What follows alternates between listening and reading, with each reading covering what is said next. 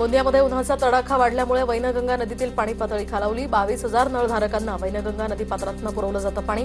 गोंदिया शहराला 10 दिवस पुरेल एवढाच पाणीसाठा शिल्लक।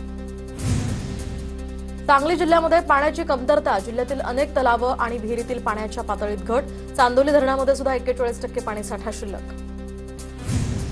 वाशिमच्या कोकलगाव बॅरेजमध्ये केवळ 5% पाणीसाठा शिल्लक, तर सिंचनाचा प्रश्न गंभीर।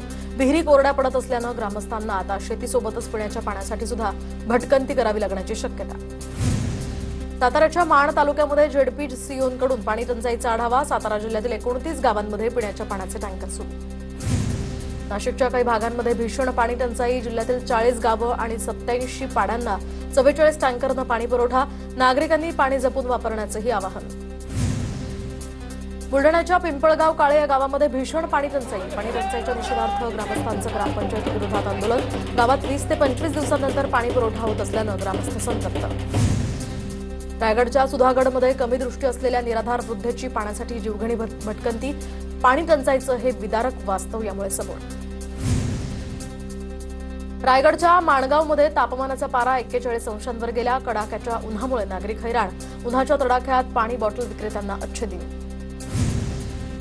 रायगड जिल्ह्यामध्ये वाढत्या तापमानाच्या पार्श्वभूमीवर माणगाव उपजिल्हा रुग्णालय सज्ज। विशेष उष्माघात कक्षासह डॉक्टर आणि परिचारकांची विशेष नियुक्ती। जळगावच्या चाळीसगावमध्ये तापमानाचा पारा 42 अंशांवर स्थिर, तर उष्णतेची लाट आणखी तीव्र होण्याचा अंदाज। प्रशासनाकडून नागरिकांना सतर्क राहण्याचंही आवाहन। वर्धा जिल्ह्यामध्ये उष्णतेच्या झळा कायम। उन्हाच्या तीव्र झळांमुळे नागरिक त्रस्त। वाढत्या तापमानाचा जनजीवनावर परिणाम। धुळे शहरात तापमानाचा पारा 43.5 अंशांवर। तापमानात मोठी वाढ। वाढलेल्या तापमानामुळे मुख्य बाजारपेठ असलेल्या आग्रा रोडवर शुकशुकाट। नागपुरात नगर परिषद क्षेत्रामध्ये सुद्धा आता हिट ऍक्शन प्लॅन लागू, तर दुपारी उन्हाच्या वेळी मद्यपान न करण्याच्या सूचना। चहा न घेण्याचंही आवाहन, तर उन्हात स्वयंपाक न करण्याचाही सल्ला।